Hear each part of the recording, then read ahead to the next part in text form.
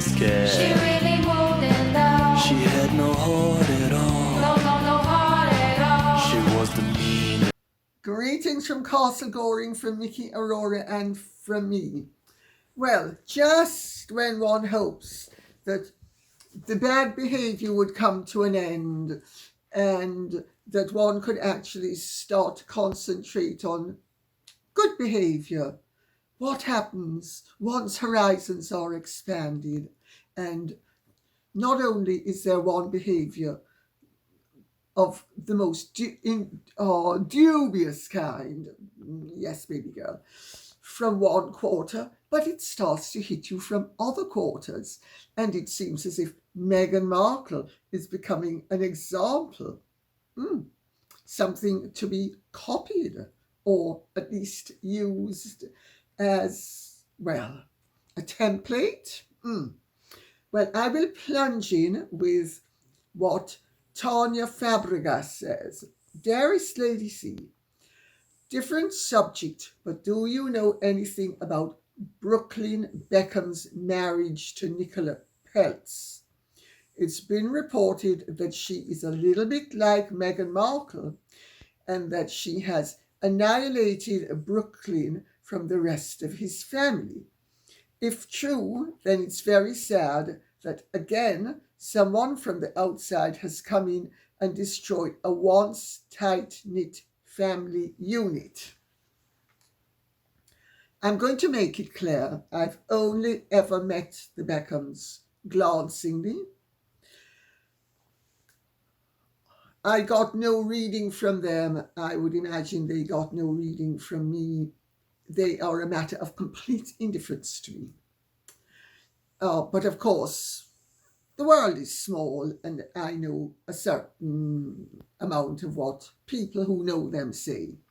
I have met, and I'm coming very clean on all of this because this has been reported before, I have met David's father, Ted, and his stepmother, who are absolutely lovely, delightful people.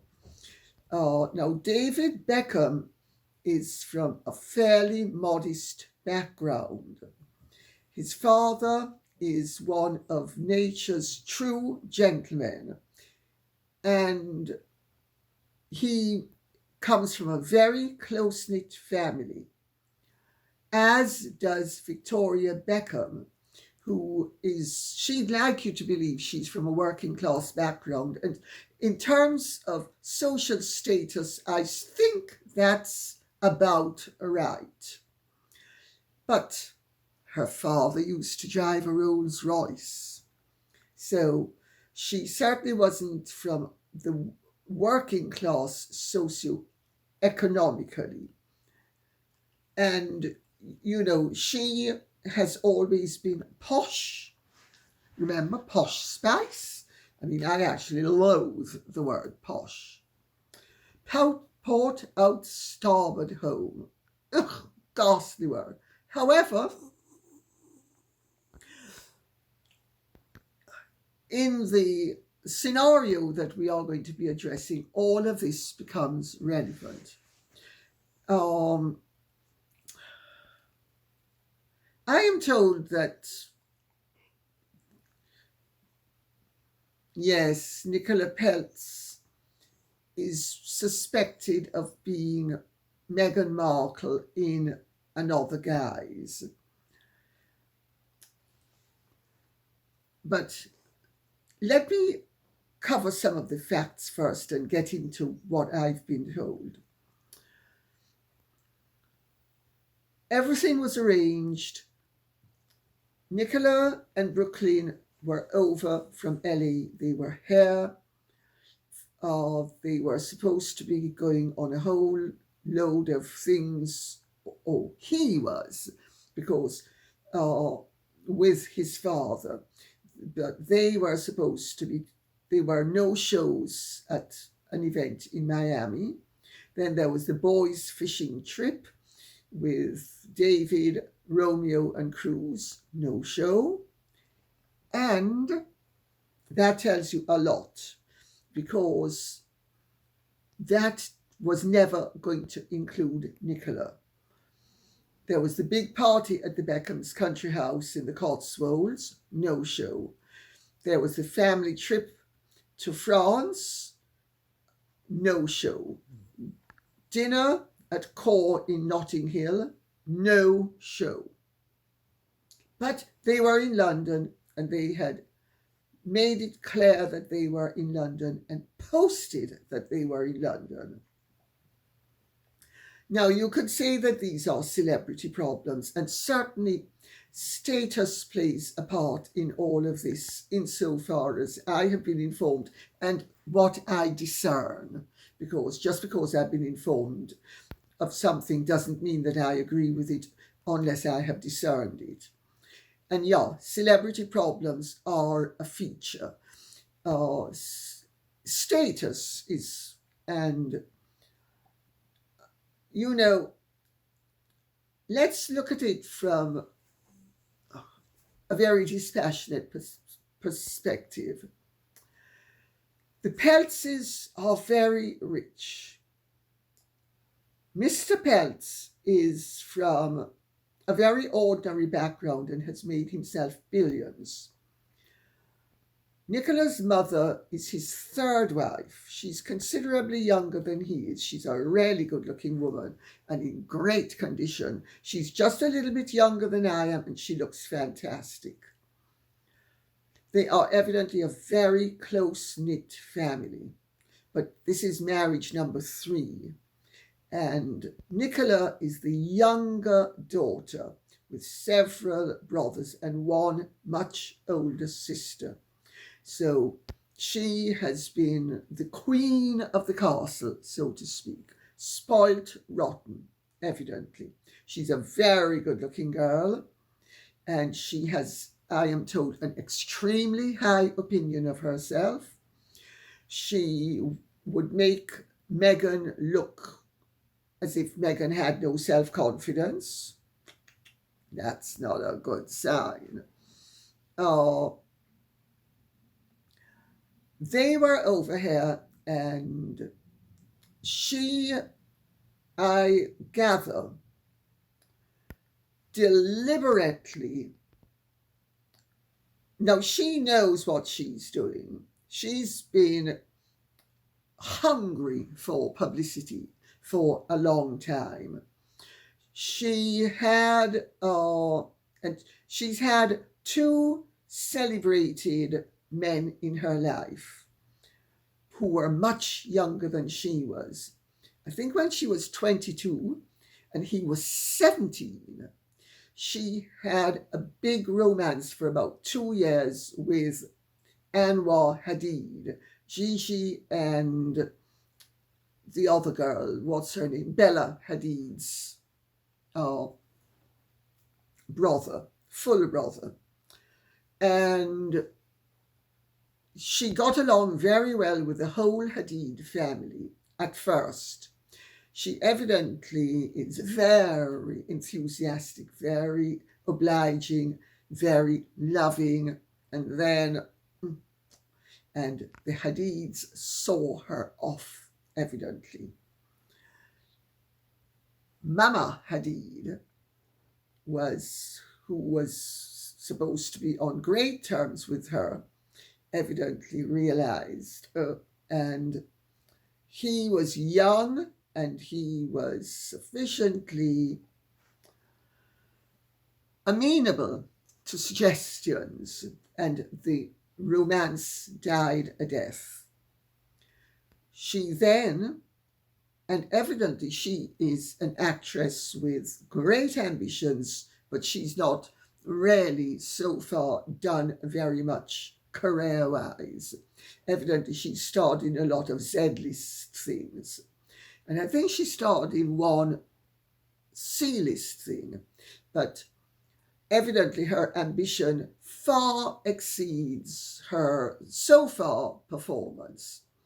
And according to someone, she attaches herself to younger men who, from celebrity backgrounds, and she then has their celebrity wash over on her, because the Peltzes are very rich, but they're not celebrities in the way the Hadids are or the Beckhams are.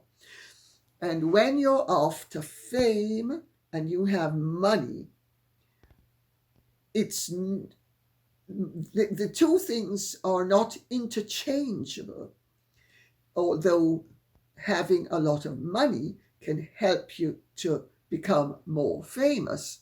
But if you don't really have the talent, you may never become very famous. Also, even if you become very well known, you may not become famous in the way you would like and for what you would like to be famous for. That's all very important. And I would say a girl as beautiful as Nicola Peltz and from as moneyed a background as she is would already have a disadvantage in terms of achieving fame as an actress, because no matter how good she is, there's always going to be the denigration that comes from being known for your looks and for your money. It's just the way of the world. And if you are from too grand a background, and we're using the word very loosely now, it goes against you in terms of professionalism. You are not perceived as being as capable as you are. You don't get the credit that is your due. That is a fact of life. So I say that where Nicola Peltz is concerned. I don't know how good an actress she is, but I do know that she is very beautiful, and she would really struggle with that, with not only the looks but the money, to achieve the level of recognition as an actress that she clearly wants. This is all very important because it puts the whole situation in its context. Well, she met Brooklyn Beckham, and they're evidently terribly in love. Where have we heard that one before? And he's completely besotted by her, and she evidently is besotted by him as well. Well, people have been asking, is she besotted with him, or is she besotted with the celebrity status that would help her to become as famous as she wants to be? That has been her objective. But she doesn't only want fame, she wants recognition for her talent as an actress. That may not happen for the reasons I've just said. And also, no matter who, luck plays a huge part in all of this. Because no matter how good you are, if you're unlucky, you're not going to make the grade. And no matter how good you are, there are usually 15 who are better than you, who never did make the grade. So all of this is worth consideration. Well, she evidently went after Brooklyn Beckham like gangbusters, the way she'd gone after Anwar Hadid. And having done that, she got him. And now my understanding is that the Beckhams are a very close-knit and happy family. But they are very ambitious. Both David and Victoria are very ambitious. Now, to analyze the various features from that point of view. David Beckham was outstandingly talented as a footballer. He's good looking, he's very down to earth, and evidently she's actually delightful. She's evidently very witty. She appears to be very standoffish, but evidently in person, when you get to know her, well, she's anything but. But she is very much the glue that holds that whole marriage and family together. And of course, they are both very ambitious.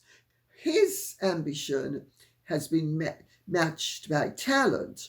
Her ambition has not been matched by talent, but it has been matched by enough performance passing as talent for her to have achieved success, first of all, as a Spice Girl, and then as a designer. Now, the fact of the matter is, she's not a very good designer, and her line has, if they hadn't had the money that they had, she'd have tanked years ago. But this is her dream, and she wants to be a designer, and she has achieved a degree of recognition as a designer. Her clothes are very wearable if you're very thin, and they are wearable. But I'll tell you, as a Deansley student of the Fashion Institute, that there is nothing special about any of her clothes. She doesn't have the talent of a great designer. She's not a Julian MacDonald. She's not an Alexander McQueen. She's not a Cristobal Balenciaga. She's not a Norman Norell. She's not an Arnold Scarsi. She is not an Hubert de Givenchy. She is very much Perry Ellis for Anne Klein. You most likely, if you're young, have no idea who I'm speaking about. Perry Ellis used to work with Anne Klein, who did very wearable, middle-of-the-road clothes for upper middle-class women. And that's basically what Victoria Beckham does. But the world has changed, and I'm not knocking her, I'm just putting all of this in context. Now, Brooklyn Beckham, evidently, has wanted the recognition and the fame that his parents have had. Now, I get it. I come from a well-known family. I was married into a well-known family. I am a well-known person. I have been brought up and lived all my life amongst well-known people. And I know the pressures that children from privileged backgrounds have when they want to achieve that which their parents have achieved and be recognized as being as good as their parents when they don't have their parents' talent. So Brooklyn Beckham has done a whole series of things that were huge misses. Now, this is ideal fodder for an older woman, which Nicola Peltz is, to move in, take over, and capitalize. And the mere fact that they came over and that they didn't show their faces at anything, both of them, and he didn't even go on the boys' trip, tells me that she played a very canny hand. She knew only too well that if she didn't show up to anything, that it would make the news worldwide. Nicola Peltz is very clever. She has played a really canny game. She has ensured that everybody would be talking about her. Where does that have resonance, and with whom? I just make that point and ask that question for what it's worth.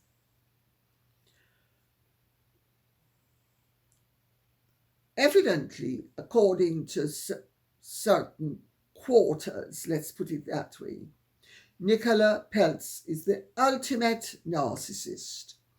She has moved in, she has alienated him from his family, and it's very easy to do because Brooklyn Beckham, like most men with strong mothers, will be attracted to a strong woman. And evidently, Nicola Peltz would make tungsten look like, I would have to say, any daughter or daughter-in-law who professes to love family as much as Nicola Peltz says she loves family. Of course, she loves her family, but she says she loves family. No matter what happens, you can make a public show and you can show up. It's called breeding. It's called good manners. It's called honorable behavior. It's called doing your duty. She didn't do that. She has played her hand very well in terms of getting attention for herself. But if she loves her husband, is she really doing the right thing by him in the long run? Or is she doing a Meghan? And there are many people who think she's doing a Meghan. Well, she should look at what has happened with Meghan, and she should see that what you can get with honey, you can't get with vinegar. And pretending to be wonderful when you're being a real jerk is not a very good look, because people can see through it. And no matter what happened, both of them could have, and in my view, should have shown up for at least some of the celebrations. Had they done that, there would have been none of this hoo-ha. And that's why she did it. I think it's called Machiavellianism and triangulation. Shall we leave it at that for the moment? If you have any questions on the subject, please feel free to ask them, because I actually have a whole load more information on this matter, but I'm not going to belabor the point further. Lucy Jane Cruz says, Lady C, why do you think Her Majesty refused a picture with her great-grandchildren? Well, that's dead easy to answer. The late Queen knew that she was being exploited, and she made sure that she wasn't going to be exploited more than she absolutely had to be exploited. She knew that she had made a substantial error in allowing the marriage to take place in the first place, and having realized that Meghan was truly as dreadful as the original reports had suggested she might be, but that she had exceeded even the worst fears of anyone, she decided she wasn't going to allow them to exploit her or her rank and her position any further. It's as simple as that. And also, what people don't seem to realize is that the Queen's awareness of the irregularities surrounding Archie's birth certificate took place after he was born and after Harry had registered his birth. And it was at that point that the Queen became aware that something might be irregular. And thereafter, until she could glean one way or the other what the reality was, she was, and then what the solution would be once she knew what the reality was. She wasn't going to be doing anything to become fodder for Meghan Markle's machinations. I hope that answers the question. Again, this is something that I could expand upon, but I'm not going to because I have other ground to cover. MM says, I hope Meghan and Harry stay together. They are the only soap opera I watch. I am housebound and live vicariously. They give me so much pleasure watching karma coming for them. Best wishes. I don't think the bath salt case will fly if there is a disclaimer on Epsom salts about diabetics not using it. I am just going to check. Mine says, warning, only for external use. Do not use on broken skin. Nothing about diabetes. That's strange.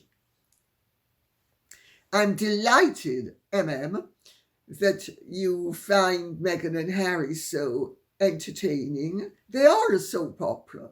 They are the Truman Show brought to life. Harry said the royals were trying to make him into the Truman Show. He's sorry.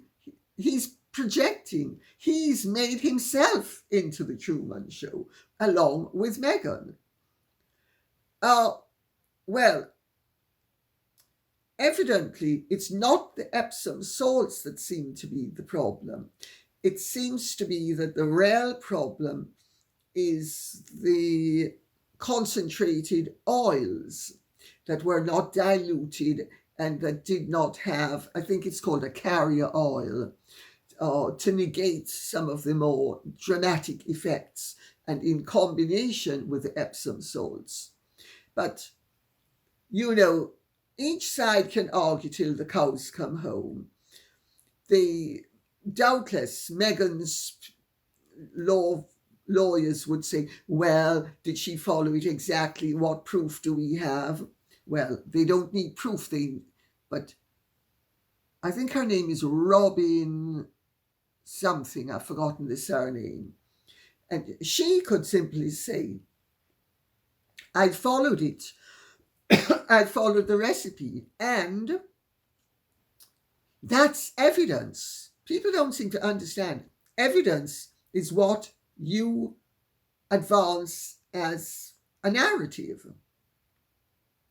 And then she backs up the evidence with the fact that she's been seriously scarred and burnt, etc. If she has an innocent background and she's not tried other things on for size, I think she has an arguable case. And I don't think Netflix is going to want this to drag out indefinitely. We'll see. Paul Warner says, my children are slightly older than Harry, but did know him as a child and say he was always a bully and always throwing tantrums. Paul Warner, my friends who have children and grandchildren who played with, went to school with, and have known Harry and William for pretty much all their lives say the same thing. Harry, as Barbara Barnes said, Barbara Barnes was the Glenconner's children's nanny, and after she retired, she was taken on by Diana, who was then the Princess of Wales, as nanny for William and Harry. And Anne Glenconner is the one who says that Barbara Barnes told her that Harry was born angry. Interesting, no? Now, Anne Glenconner is a woman whose reputation is beyond imputation. I make that point for what it's worth. And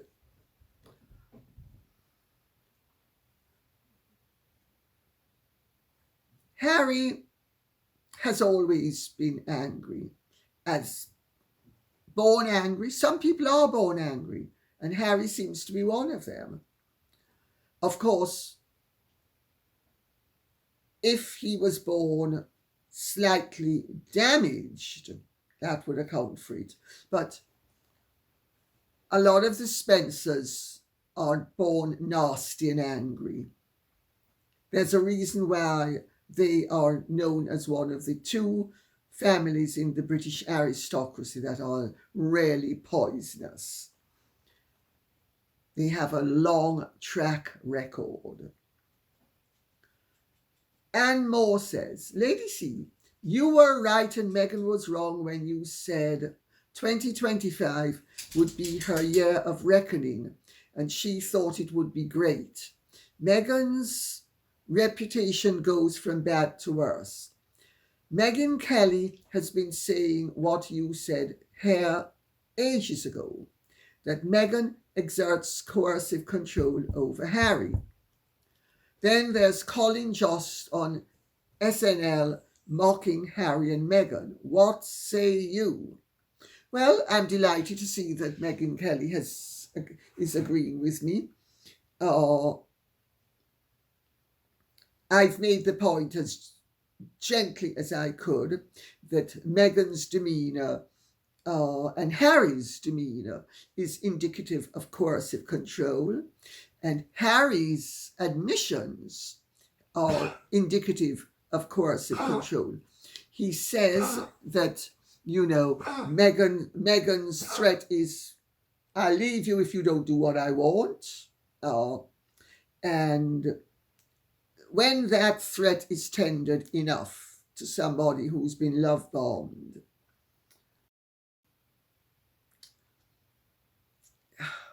it smacks of coercive control to me, and I'm glad Megyn Kelly has picked it up. As for Colin Jost mocking Meghan and Harry on Saturday Night Live, I saw it. I looked at it to answer this question. I thought it was very funny. He says that because, there's been a trade deal that's been agreed between Trump and Starmer, and he says that the trade deal is dependent on the Americans keeping Harry and Meghan on that side of the Atlantic. Loved it. I mean, they have just become laughing stocks. They are mocked left, right, and centre, and nothing that they're doing is working. And she can booger as much as she wants at Beyonce's concert, doing all the, I'm so cool. I move like a white woman, as the Jamaicans would say, because she don't move like she have any black blood in her. She doesn't. And as for Harry, He moves like a rocking horse. Well, they may think they're convincing the world, but they're only convincing the Sussex squad. So but they are very entertaining. As, now who was it who said? said, they're a great soap opera. And I'll tell you, to me, the important thing about picking up on all of this is the Meghan Markles of this world. If you don't pick them up on each and every sleight of hand and trick, they will have it solidified as fact. That's why it's so important to pick her up on each and everything. Karen Fish says, how do those saying she wasn't pregnant account for the weight gain during her pregnancies? Also, why should Meghan prove anything to you? Well, Karen Fish, I'm going to tell you why Meghan not only needs to prove it to me, but she needs to prove it to everybody. Because by custom and law in this country, until 1936, at which point it was suspended because nobody could believe that a charlatan, a shyster, or anything else of any such suggestion could ever enter the royal family and pull a fast one in terms of children and the line of succession. And I hasten to add, for legal reasons, not that I'm suggesting that Meghan has done that. I make that point for what it's worth. Let's remember, I'm very attached to my money, and I intend to remain attached to it. So, having got that little hurdle out of the way, I will continue with the fact is that Meghan Markle has to prove to each and every citizen of the United Kingdom and all the other realms that have the king as their head of state. So I have twice over the right to demand proof from Meghan Markle that she was indeed pregnant and gave birth to those children. That's why she has to prove it to everybody, because everybody else who's given birth to an heir to the throne has proven it, and Meghan Markle has so far failed to prove it, because no birth announcement has ever been signed off by any competent medical authority, as has been the case since in 1936 the Home Secretary ceased witnessing royal births. So, Karen Fish, it's very fishy. Maybe you are a sugar, maybe you're a Meghanite, I don't really know. Maybe you're just interested in asking a question. But she certainly owes everybody who is a citizen to clear up the doubts that her own conduct created. Now, as for you saying that her weight gain during her pregnancies, if you look at Meghan Markle's photographs during the gestational period of Archie, she didn't gain an ounce, not an ounce. She didn't walk like a pregnant woman. She didn't stand like a pregnant woman. She didn't go down on her haunches like a pregnant woman. Now, maybe she is as unique as she would like everybody to believe she is. Maybe she really is so special that the normal rules of physics and biology don't apply to her. But those of us who have eyes in our head and a brain in it as well will actually not only want to know that the doubts she has created should be cleared up, but that we have a right to know. A right. She doesn't have a right to create a mystery.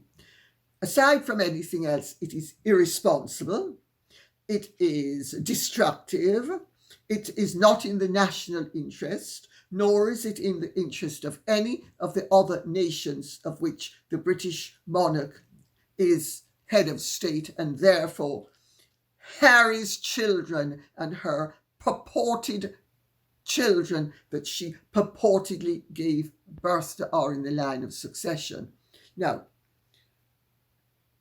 as I have said time and again, and I will repeat it again, it's quite possible that Meghan Markle did give birth to those children, irrespective of all the evidence to the contrary. But since her conduct and her performance is what has put the evidence before the world for the world to have these doubts, it's up to her to clear it up. Because if she did all of this deliberately, that means she has set out to undermine the monarchy, and she is not even a British citizen, and she has disrespected the rights of all of the citizens of the countries of which the king and the late queen and the next king are head of state, and of which those two children are in the line of succession for the throne. So I hope that explains it. Hot Voodoo Witch says, love it. The Housekeeper's diary was especially interesting because even though the author was sick to the teeth of Charles and Diana by the time she lost her job, she pointed out that Charles was an extremely involved father. That's right.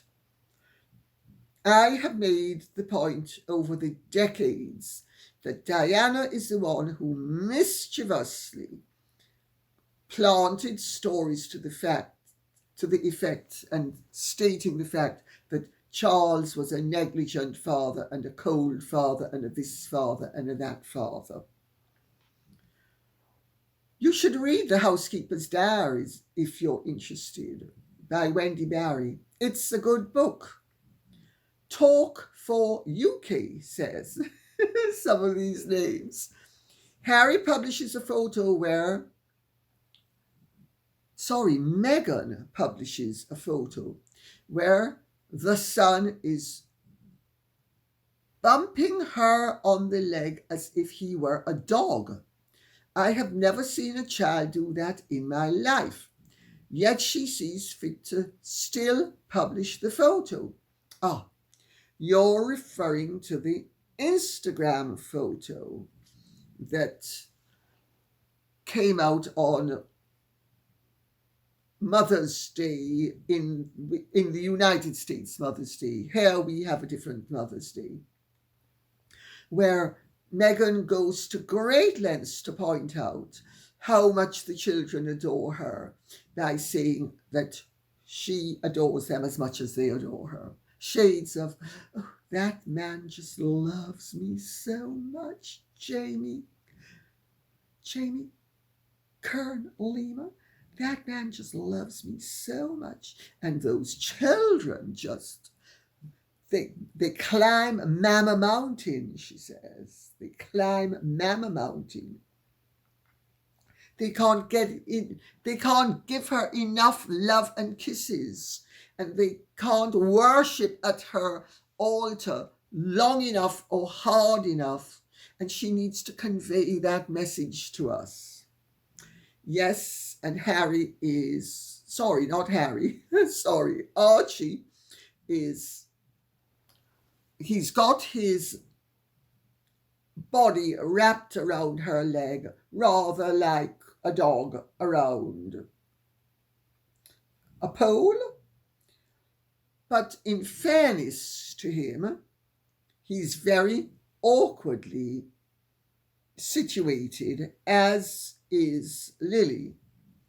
But what I noticed in that photograph is how her hair is a totally different colour from in the previous photograph, and how his hair is a totally different colour as well. Now, in different lighting, hair colour can look different, but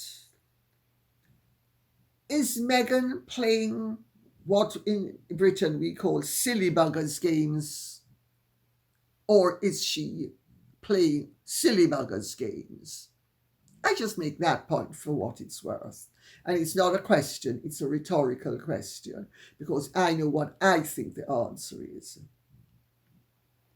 Yakov says, I googled to see if weed was legal in the UK and it is not. Well, it isn't, but the police turn a blind eye, which of course you would know. I certainly do, as you live in the UK. I do. However, recreational weed is legal in California. So is that perhaps why Harry moved to California?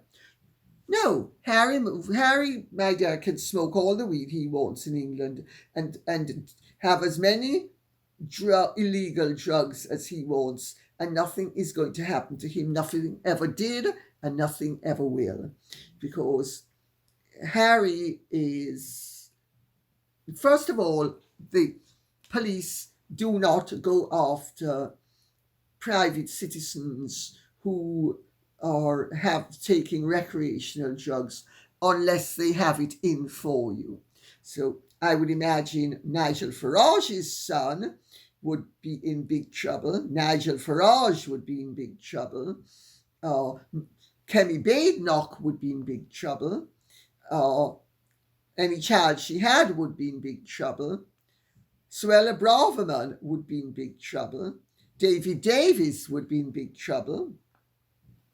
But Sadiq Khan's lot, not a chance. They could even do it openly and nobody would care and nobody would even dream of arresting them. And Harry, even though he is a member of the royal family, not only has he made his sympathies for wokedom very clear, but being a member of the royal family, having had police protection when he was flagrantly breaking the law, that gives you the message. He enjoys a degree of protection which allows him to break the law. And there's no doubt that he's done it. He admitted it in his book. So he didn't need to move to California to smoke weed and take everything else that he took. He didn't need to move to California. Meghan needed to move to California to become the great star that has always been her hope and ambition. Meghan has always yearned to go on the stage and collect an Oscar and say, oh, Mr. DeMille, I'm so grateful to me, myself, and I. You know, I was inspired when I was a baby because I looked in the mirror and I saw my reflection and I thought, I can't deprive the world of the opportunity of seeing the great me. And so I got a job. I forget what I was doing. I was only 8 months old at the time, so I don't remember what I was doing, but I worked 8 hours a day and I worked my way through college. Standing straight. Yes, I did. Anything to the contrary is just a lie, because I actually didn't work at all. No. Well, I worked very hard at playing hard. Yes, I did. She wanted to move to California and she moved them to California. And also her game plan was to become a billionairess. It still is. Let's see how that one pans out. She's going to have to sell an awful lot of whatever for anything. And I don't think anything is going to be anything more than as if. Let's leave it at that. And Parakeet Floor says, Lady C, do you think Meghan subscribes to your channel in order to view the members' videos as well as the public videos? I don't mean necessarily Meghan personally, but perhaps a member of staff or an associate subscribes in order to give Meghan access. If so, what are the chances the subscription is charged as an expense to Archie or another of her entities, perhaps under the category of research expenses? That's a very entertaining question, and I have read it out because I think it's so funny, and I can't wait to answer it. It's so funny. Well, shall I tell you, I don't give a continental damn whether Meghan looks at this or not. I don't care one way or the other. I say what I say because I know that what I say is sound and solid, true and fair and decent. And I couldn't care less. I'm also, as you might have noticed, very careful to respect the bounds of the law and also to respect YouTube's rules. I'm not Meghan Markle. I don't break rules needlessly. I respect rules when they should be respected. I don't have to prove to myself or anybody else that I'm so wonderful that I can just ride a roughshod over everyone and everything, including rules and boundaries. But I do not care whether she, he, or any of their underlings and minions looks at this. Couldn't care less. And I am careful to make sure that I stay within the bounds of acceptable behavior. And if they think that they want to sue me, please feel free to go ahead, and I will see you in a court of law. And my goodness, wouldn't it be fun to depose those two in the United States of America? Oh dear, oh dear. The questions one could ask on so many different subjects. And they would most likely end up finding that what Cyrus Vance Jr. had in store for Prince Andrew, I would have in store for them. And on that note, I'll say thank you very much for listening. I hope this has been of some interest to you. If it has, please keep the questions and comments coming in so I will know what you would like us to be speaking about. Okay? And if you have truly enjoyed this, would you care to like, share, subscribe, press the notification bell, and take good care. Bye-bye.